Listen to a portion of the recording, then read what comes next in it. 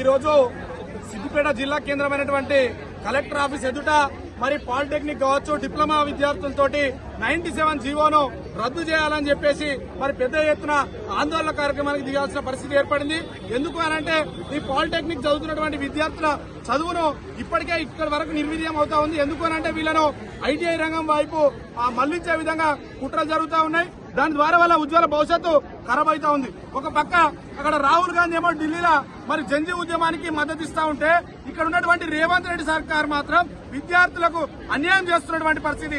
ఈ తీరు కనుక మార్చుకోకపోతే, ఈ 97 జీవోను కనుక మార్చుకోకపోతే, 97 జీవోను కనుక రద్దు చేయకపోతే మరి లక్షలాది మంది విద్యార్థులను సమీకరించి ఈ అసెంబ్లీ సమావేశాలను అడ్డుకొని మరి మరో ఉద్యమానికి ఇక్కడ బీఆర్ఎస్ పార్టీ కావచ్చు, బీఆర్ఎస్ పార్టీ విద్యార్థి విభాగం కావచ్చు మరి ముందుంటుందని చెప్పేసి తెలియజేస్తూ ఈ ఉద్యమానికి మరి బీఆర్ఎస్ విద్యార్థి విభాగం ఎప్పుడూ ఎండంటే ఉండి వాళ్ళ జీవోను రద్దు చేసేంత వరకు వెంబడే ఉంటుందని చెప్పి తెలియజేస్తా ఉన్నాం.